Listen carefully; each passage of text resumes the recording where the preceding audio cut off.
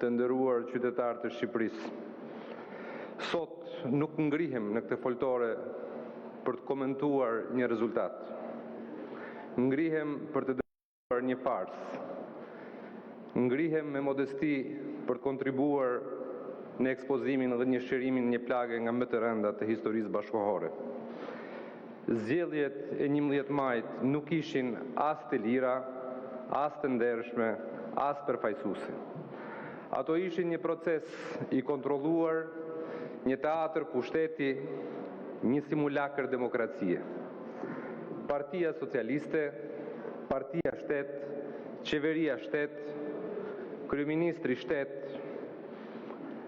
organizuan jo një garë reale, zgjollën të ndërtojnë një proces të mbyllur, ku çdo element ishte i kontrolluar dhe i komanduar politikisht dhe shtetërisht.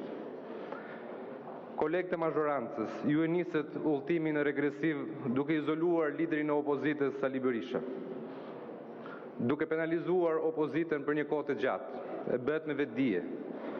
Ky akt dëshmoi një mendësi që më shumë ngjan në regjimit të vjetër, trashëgimtarët e secilit shumë për jush fatkeqësisht janë, se sa një demokracie që aspiron standarde europiane.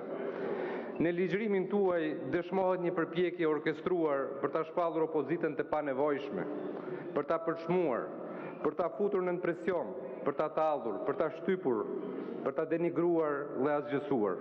Por pikërisht në këtë moment, secili për jush i ka hequr vetes garancit sublime që pluralizmi i siguron një shoqërie e cila aspirat ka standarde demokratike. Po vraponi drejt se panjohurës me një naivitet të rrezikshëm dhe nuk do të keni kohë të pendoheni. Sot nuk jeni më individ me identitet politik, jeni kthyer në numra, në pritje të urdhrave nga një person i vetëm që po e shndron Partinë Socialiste në mekanizëm kontrolli absolut. Ju po e vrisni Republikën nga frika. Ju u shndërruat në atentatorët e së armës të fëmijëve tonë dhe tuaj, sepse duke hequr dorë nga liria juaj dhe nga pluralizmi, po vulosni fatin e një Shqipërie që do të ngelet të bllokuar në dilema ekzistenciale. Partia Socialiste, ashtu siç funksionon sot, nuk është më një forcë politike, por një makineri, llune dhe pushteti që po shkatron themelet demokratike të vendit tonë. Ju duartrokisni, sepse mendoni se keni fituar, por në të vërtetë keni humbur. Jeni bërë viktimat e zellit, të urrërit dhe të nënshtrimit. Prandaj sot, me përgjegjësi të plotë po ju them, zgjedhjet e 11 majit nuk i shërbyen demokracisë, nuk i shërbyen qytetarit, nuk i shërbyen Shqipërisë. Ato vazhdimit të sundimit të pakicës mbi shumicën, sundimit personal të Edi Ramës mbi ju dhe mbi çdo qytetar që e pranon sundimin, sot sundimi i mazhorancës është kthyer në një tirani ndaj shumicës së qytetarëve. Sot sundimi i shumicës qeverisë së jo legjitime, në fakt pakicës së shtirës së shumicës me vota të rrëmbyra, është kthyer në një tirani ndaj shumicës së qytetarëve. Të nderuar kolegë të mazhorancës, ju që sot e quheni këtë një fitore, kujtoni mirë këtë fjali. Ju nuk e mundet partinë, ju e mundet Shqipërinë për një çast historik. Shqiptarët që kanë punuar kundër Shqipërisë, ju e dini vetë si thret historia. Duke ndalur rotacionin, nuk keni ruajtur stabilitetin, por keni ndalur qarkullimin e ideve, keni ndalur besimin e qytetarëve tek vota, keni cënuar dinjitetin e tij, keni shkelur garancit kushtetuese dhe barazit para ligjit. Ju i ftoni qytetarët të braktisin dhe të ikin nga ky vend.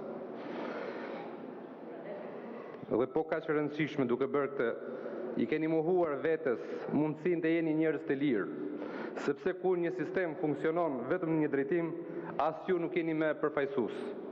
Jeni kthyer në peng të pushtetit që mendoni se e keni. Në vend që të garonit me ide, garuat me presion. Në vend që të fitoni zemrat e qytetarëve, fituat frikën në shumë vende dhe urrëtitjen e tyre. Por urrëtitja nuk ndërton paqe. Frika nuk ndërton demokraci. Frika ndërton heshtje. Dhe heshtja, kolegë, është fundi i përfaqësimit. Në një shoqëri demokratike, rotacioni është shenjë shëndeti, jo krize, sepse asnjë pushtet nuk është i përjetshëm, asnjë manipulim nuk zgjat pafund, dhe asnjë popull nuk hesht për gjithmonë.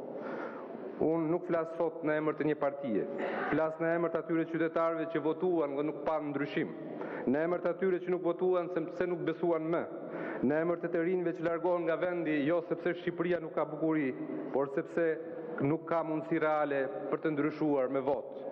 Këto zgjedhje nuk konfirmuan demokracinë, ato e zhben atë. Dhe nëse nuk reagojmë sot, nëse e pranojmë këtë normalitet të rrem, nesër nuk do të kemi me as votime, as opozit, as institucione. Nuk ka Shqipëri pa demokraci, nuk ka demokraci pa zgjedhje reale, dhe nuk ka drejtësi nëse heshtin përballë kësaj maskarade. Reflektoni dhe reagoni, dhe do të jetë mirë dhe për ju, sepse jo vetëm demokratët, por edhe socialistët, të gjithë shqiptarët meritojnë një vend të lirë, një vend demokratik. Faleminderit. Fjalën e ka Tauland Ball.